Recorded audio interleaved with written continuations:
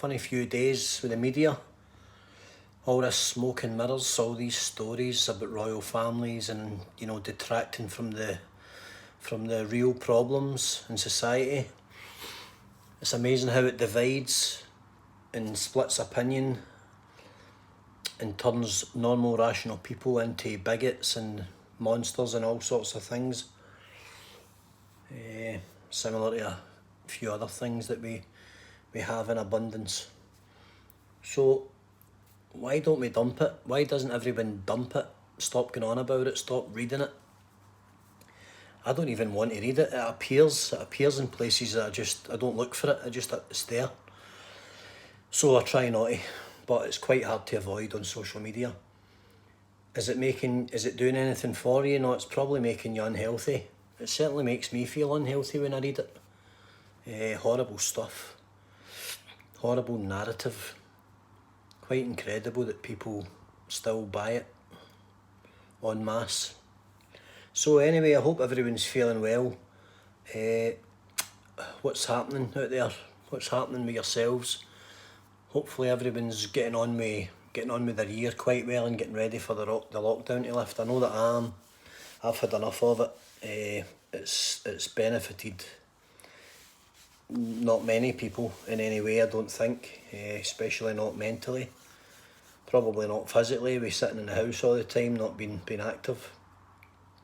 But I've tried to remain active. I've tried to do as much physical stuff as is possible within the restrictions and the guidelines, which isn't always easy. But there you go. So that's kind of that. I'm just about to get changed and go out a run. I'm going to go and run a few miles. I've had one of those days. I need to let off some steam. I don't have a punch bag hanging anywhere handy.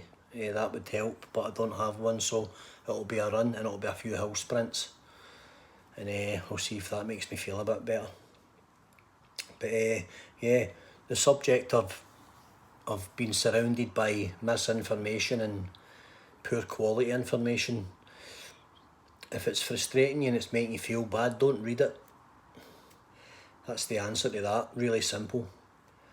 And if it means turning off and taking a break from social media, do that as well. Although I use it for certain things proactively, I'm trying to read less and less of the actual content of what falls down my page. 95% of it's utter tripe. Excuse me. And I just don't want to read that. It's still, I've said it a few times, it's all doom and gloom and it's not healthy. Turn it off, don't read it. So I think we all need to take a bit of a break, don't we? Apologies to the girl in Dumbarton Road earlier. I was running to a shop to get milk and I bumped into her in a bit of a crazy hurry, so apologies. She said that she had followed the channel. And so there you go. Anyway, everybody's in a hurry. So at this time of night, it's time to relax and slow the brain down a wee bit.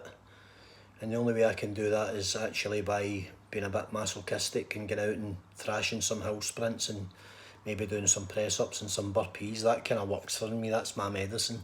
Doesn't work for everybody, but it does work for me. So that's what I'm about to do. And I'll have a cup of tea when I come back and I'll catch up with a bit of paperwork and stuff. And there you go. That's where we're at. So I hope everyone's well.